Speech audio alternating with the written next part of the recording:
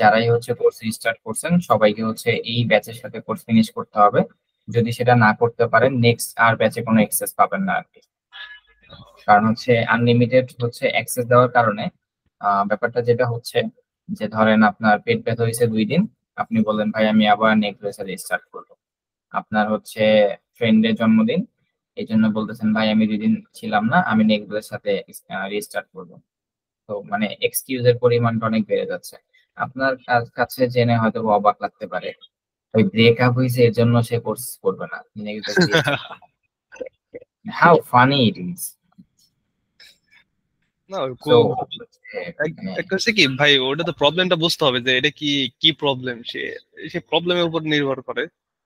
ভাই আপনি ইনঅ্যাক্টিভ ছিলেন কয়দিন? 4 দিন, 5 দিন, 6 দিন, 7 দিন। 7 দিনের গ্যাপ ফিল আপ করতে আমার মনে হয় 3 দিন যদি আপনি ডেডিকেটেডলি টাইম দেন, 7 দিনের গ্যাপ ফিল আপ করা কি আহামরি কিছু? 7 দিনে ক্লাস হয় মাত্র 2টা। না, ওটাই করা যায়, কিন্তু যদি ভাই 1 মাস হয় তাহলে হলো আর কি সমস্যা হয়ে যায়। এক যেমন মাস আপনার রিজন কি? আপনি 1 মাস হ্যাঁ, এক এক মাসের মাস রিজনটা কি? হ্যাঁ, 1 মাসের রিজন হয়েছে কি, আমাদের ভার্সিটির পরীক্ষা শেষ হয়ে গেছিল ঈদের আগে, তো 26 তারিখে আমি হলো চলে গেছিলাম বাড়িতে। আর বাড়িতে তো আমার তো ডেস্কটপ তো এই জায়গায় ঢাকাতেই থাকে। তো বাড়িতে হুম, যাওয়ার পরে তারপরের মাসে আমি 26 বা 27 এরকম তারিখে আসছি। মানে ভার্সিটি বন্ধ ছিল, বাসায় একটু কাজ ছিল, তো ঠিক কাজের জন্য হুম, আজকে আসবো কালকে আসবো বলতে বলতে 1 মাস চলে গেছে। আপনাকে তো যে বলছি যে আচ্ছা, ভাই কালকে যাবো, কিন্তু ওই যাওয়ার আশাটা আর হয় না এখানে, তার কারণে আমার 1 মাস গ্যাপ পড়ে গেছে। বুঝতে পারছি। ওকে ভাইয়া, ঠিক আছে, আমি 30 মিনিটস এর জন্য সাপোর্ট সেশনটা অন করছি। সো আপনাদের প্রবলেম হচ্ছে 8 নাম্বার, রাইট? রাইট হ্যাঁ এ ভাই। Program that reach the value of the distance travel by a car and the time taken for the same. Next, compute the speed at which the car travel. এটা physics এর একটা normal math আর কি। দেখেন, এখানে আপনাকে দুইটা input দিয়েছেন, একটা হচ্ছে 10, একটা হচ্ছে 2। হ্যাঁ। প্রবলেমটা একটু ভালো মতো বুঝেন যে আপনার এই প্রবলেমটা সলভ করার জন্য যে ফর্মুলাটা লাগবে সেটা আমি দিয়ে দিচ্ছি, এস ইকুয়াল টু ভিটি। হ্যাঁ। আপনাকে যে বুঝতে হবে 10 আর 2 কার ভ্যালু কি আমাকে বের করতে হবে। দেখেন, write a program that reads the value of the distance travel by a car. একটা কার 10 কিলোমিটার ট্রাভেল করছে, হ্যাঁ, এক সময় লাগছে নাম্বার 2 সেকেন্ড। পয়েন্ট। সময় লাগছে 2 সেকেন্ড, তার মানে আমার কিসের কিসের ভ্যালু দেওয়া আছে এখানে? মানে আমাদের দেওয়া আছে ডিস্টেন্স আর টাইম। ডিস্টেন্স কি দিয়ে প্রকাশ করে? এস দিয়ে। এস মানে দিয়ে। আমার এস আর টির ভ্যালু দেয়া আছে, বের করতে বলছে compute the speed at which the car travelled, মানে কারটা কত গতিতে ট্রাভেল করতেছে। তাহলে তার তো ভাই মানে ভাগ বেগ ভাগ করতে করলেই তো দিছে। হয়ে যাইতেছে।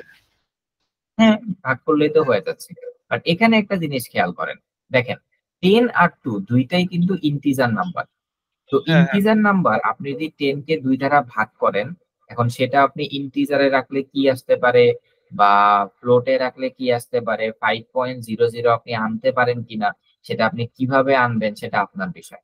আচ্ছা, জি এখানে বাবু। দেখেন আপনি টাইম নামে একটা ভ্যারিয়েবল নিছেন, দেখছেন ভ্যারিয়েবলটার কালার চেঞ্জ হয়ে গেছে, তার মানে এটা একটা কিওয়ার্ড। কিওয়ার্ড হয়ে কিওয়ার্ড গেছে। হইলে এটা ভ্যারিয়েবল হিসেবে না ইউজ করাটাই বেটার। আরো ভাই, আপনাকে তো ইউজারের কাছ থেকে ইনপুট নিতে হবে। আপনি ইনপুট ফরম্যাট দেখেন 10 to, তো আপনি এখানে হচ্ছে ডিরেক্ট ভ্যালু বসায় দিচ্ছেন, আপনার তো এটা সাবমিট হবে না। যেই প্রবলেম গুলার ক্ষেত্রে দেখবেন ইনপুট ফরম্যাট দেয়া আছে, ইনপুট ফরম্যাট মানেই হচ্ছে ইউজারের কাছ থেকে ইনপুট নিতে হবে। বুঝতে পারছেন? তার মানে ইনপুট ফরম্যাট মানে হচ্ছে আমার ইউজার কাছ থেকে নিতে হবে। হ্যাঁ, আপনি আগের 7টা প্রবলেম কিভাবে সলভ করে আসছেন সেম ওয়ে। সেম ওয়ে, আমার তো অ্যাকসেপ্ট নিচে দেখে তো আমি তো এইভাবে করতেছি। তাহলে ভাই আমি ইনপুট ফরম্যাট নিয়ে ওয়েট দিয়ে ওয়েট দিচ্ছি। ওয়েট ওয়েট ওয়েট আচ্ছা, ইউজার ইনপুট ছাড়া আপনার কোড একসেপ্ট করছে? হ্যাঁ, মানে অ্যাকসেপ্ট করছি দেখে তো আমি তো এইভাবে দিতেছি। আমি তো এখানে না আমি না না, ইনপুট ফরম্যাট তো ইউজারের কাছ থেকে ইনপুট নিতে হবে। আচ্ছা ঠিক আছে, আপনার মেইন ঠিক আছে, আর এর ভ্যালুটা ইউজারের কাছ থেকে স্ক্যানএফ ফাংশন দিয়ে ইনপুট নিয়ে নেবেন, শেষ, সিম্পল। আর আমি ইকুয়াল টু ওটা 10 লিখছেন। হ্যাঁ। হ্যাঁ, ওটা আমি ভাই স্ক্যান দিয়ে আমি ইনপুট নিয়ে নিতে পারবো, ওটা সমস্যা না। মানে এইভাবে হুম, হুম। রেজিস্ট করতে দেখে অ্যাকসেপ্ট হয়েছে দেখে আর করতেছি না, যে মান দিয়ে দিতেছি হইতেছে। না না না, আপনাদেরকে আচ্ছা হয়তো বলা হয়েছিল যদিও ক্লাসে। আচ্ছা, ইউজারের কাছ থেকে ইনপুট নিয়ে নিয়ে করতে হবে, ঠিক আছে, আমি তাহলে এটা ভাই নেক্সট ক্লাসে করবো।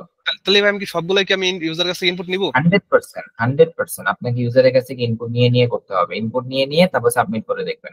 তাহলে আমি ভাই একসেপ্ট হলে প্রসিড। তাহলে আমি রিসাবমিট করে দেই আবার যেহেতু রিসাবমিট করতে হবে না, ওইখানে সাবমিট করা আছে, সমস্যা নেই। মানে আপনি এইখানে মানে ইউজারের কাছ থেকে যখন ইনপুট নেবেন তখন আবার এটা একবার সাবমিট করে দেখবেন যে ইনপুট নেওয়ার পরও আপনার পুরো ঠিকঠাক কাজ করতেছে কিনা।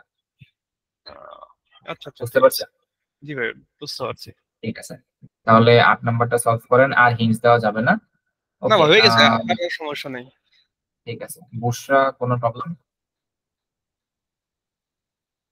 না ভাইয়া, আমি তো এমনিতে জয়েন করছিলাম দেখার জন্য। ও আচ্ছা, বুশরা একটা কাজ করেন, আপনার যেহেতু PP1 সলভ হয়ে গেছে, আপনি আপনার ফ্রি টাইমে গ্রুপে একটু অ্যাক্টিভ থাকতে পারেন, যাতে PP1 এ কেউ প্রবলেম ফেস করলে তাদেরকে হচ্ছে আপনি হিন্ট দিতে পারেন। এতে করে তো মানুষ কোন জায়গাটাতে বুঝতেছে না, কি প্রবলেম ফেস করতেছে, এটা আপনি রিভাইজ করতে পারবেন। দেখবেন এতে আপনার কনফিডেন্স আরো অনেক বুস্ট হবে। ঠিক আছে? ওকে ভাইয়া, আমি ঠিক ট্রাই আছে। করবো একদিন হয়তো।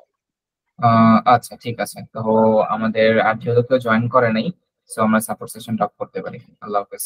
ওকে ভাই, আল্লাহ হাফেজ।